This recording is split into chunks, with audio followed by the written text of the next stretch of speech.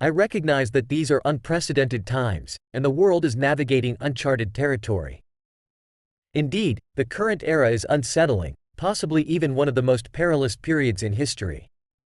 Unlike past scenarios, we now have a globally interconnected economy. For instance, a century ago, a stock market crash in one country might have had limited impact elsewhere. Today, however, the ripple effects are worldwide. A downturn in the US, for example, can send shockwaves globally. The role of social media and digital connectivity in this context is also unparalleled. We are in a situation unlike any other in history. Personally, I find opportunities in market downturns and often profit more during crashes than in times of economic growth. However, it's concerning that the average person might face severe financial hardship in such situations. I'm apprehensive about the prospect of a global depression. A depression implies prolonged economic downturn, widespread despair, and significant challenges in recovery. For those who are prepared, such times can present unique opportunities. Not everyone is adversely affected in economic crises. Reflecting on the 2008 financial crisis, I remember predicting the fall of Lehman Brothers months before it happened, a warning that many did not heed. I've been anticipating another market downturn for some time now, and it's worrying to think about the impact on people worldwide. During my travels, from Africa to China, Japan, and New Zealand, I've sensed a growing fear. Even countries like Australia, which hadn't experienced a recession in 3 decades, are now struggling. In America, there seems to be a lack of awareness or concern about these global economic challenges. While it's great to enjoy life, I worry about the complacency. As a parent, the thought of your children facing hardship is particularly distressing. The prospect of widespread hunger is a grave concern. Furthermore, the status of the US dollar is another significant worry. History has shown that no fiat currency has ever survived indefinitely, and yet we seem to be repeating old mistakes. The current trajectory of the US dollar raises serious questions about its future stability. We're living in an era where money printing is rampant, and this has been a concern of mine since I wrote Rich Dad, Poor Dad, nearly 25 years ago. Back then, my assertions, such as, savers will be losers, were often met with skepticism. Today, these concerns are more relevant than ever with practices like quantitative easing, essentially printing new money, and the persistence of zero interest rates. Despite these factors, people continue to save money.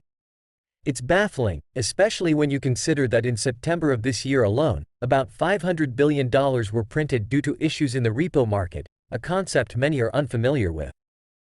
This situation underscores the problems with what I call fake money, fake teachers, fake assets.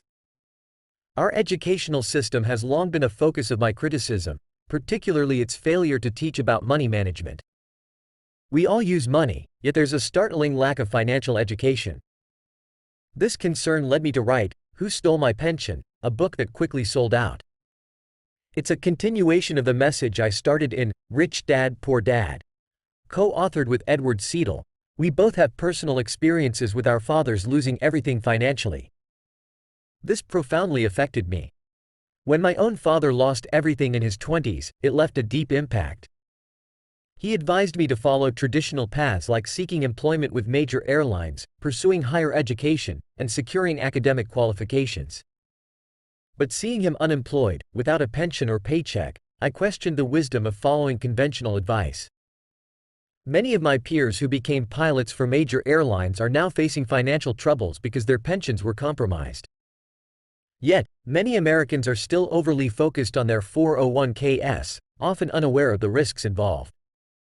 This lack of awareness and understanding is a major concern, and it's why I continue to emphasize financial education and awareness in my work. Americans often seem to live in a kind of bubble, where they can observe the world but struggle to fully understand global perspectives.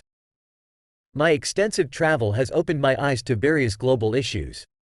A recent trip to Argentina, for example, profoundly impacted my younger brother, who realized the severity of the economic situations that can occur, situations that could potentially happen in the United States as well. Many Americans are now more aware, possibly due to the financial crises of 2000 and 2008, but there's still a general sense of unease about the future. I believe the best time to start a business is just after an economic crash. Post-2008, I experienced significant financial success because while others were cautious, I seized opportunities. This approach might seem pessimistic to some, but I see it as being opportunistic and realistic about the economic landscape. Discussing the upcoming economic challenges, I'm not being pessimistic, I'm actually excited about the potential opportunities. For instance, the aftermath of the 2008 crisis was marked by Wall Street's mishandling of toxic assets like CDOs and derivatives. Today, I see similar issues with how pensions are being managed, which is a major focus of my book, Who Stole My Pension? Co-authored with Ted Seidel, an SEC attorney. We explore how Wall Street and others are exploiting pension funds, leading to significant losses for workers. Both Ted and I have personal reasons for our skepticism and vigilance. Ted's family faced financial ruin after his father, a CIA operative, was killed in Uganda without a body to claim. My own father lost his job, paycheck, and pension after running for political office, leaving our family in a difficult situation. These experiences have taught us not to rely blindly on governments or institutions. Looking at the current political landscape, with figures like Trump, Biden, Sanders, and others, I don't place my financial security in their hands. The government, regardless of who's in power, isn't a reliable source for personal financial stability. It's essential to be proactive and take responsibility for one's own financial future, rather than depending on external entities. Your perspective emphasizes the importance of being financially independent and prepared, regardless of who is in office or what the economic situation is. You stress that one's financial well-being shouldn't pivot based on presidential terms. As a real estate and business owner, you find that these assets, like your company and rental properties, tend to be more resilient during economic downturns. You also highlight the importance of having assets like oil wells, underscoring the strategy of having crash-proof investments. For the average person who might not have a business, a brand, or extensive assets like yours, there are still actionable steps they can take to prepare for potential economic turmoil. You mention the issue with pensions and how, in many cases, funds were there but were mismanaged or misappropriated, leading to crises like the one in 2008 where no one was held accountable. This highlights a broader issue of complacency and a lack of proactive financial management among many people. You advise that everyone can start somewhere, citing your first investment in a gold coin back in 1972. This gold coin, which cost you $50, is now worth almost $2,000, illustrating the long-term value of investing in precious metals. You've continued this practice, accumulating a significant amount of gold and silver coins, as you don't trust the stability of the dollar. This is an approach accessible to most people. For example, anyone can purchase a silver coin for around $20. However, you note that despite its affordability and potential, very few people actually take this step, with less than 0.1% of Americans investing in precious metals. The issue, as you see it, isn't the lack of opportunities or means to invest but rather a general tendency towards inaction and a desire to maintain the status quo. People often don't want to believe that significant economic changes can affect them, or they delay taking action due to skepticism or inertia. This attitude, you suggest, is what often prevents individuals from taking simple yet effective steps towards securing their financial future, even in the face of potential economic challenges. In our conversation, you highlighted the unsettling reality of pension funds, particularly for firefighters. You mentioned that while the average firefighter might expect a pension payout of around $1.2 million, the funds to support these payouts are essentially non-existent, having been misappropriated by Wall Street. This alarming situation raises questions about how these obligations will be met in the future, especially considering the vast number of retirees expected globally. You cited a statistic indicating that by 2030, 2 billion baby boomers across the world will retire. This impending wave of retirees poses a significant financial challenge, as many countries, including Japan, Argentina, China, Italy, and Germany, are already grappling with financial strain.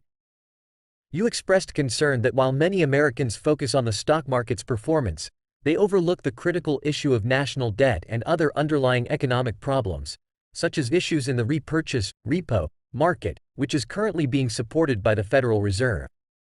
The book, Who Stole My Pension?, was written to shed light on these issues and to suggest that ultimately, it will be the retirees, their children, and taxpayers who will bear the burden of this financial mismanagement.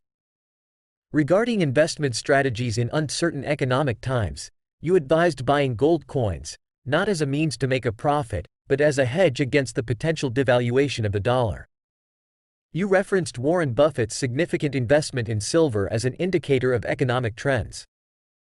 When someone of Buffett's stature makes such a move, it's often seen as a sign of an impending market correction or crash. Buffett's current position in cash also indicates his anticipation of a downturn, which would allow him to capitalize on lower asset prices post-crash. In summary, your conversation emphasizes the importance of understanding broader economic indicators beyond the stock market, the potential risks in pension funds, and the value of strategic investments in precious metals and other assets as a means of safeguarding one's financial future.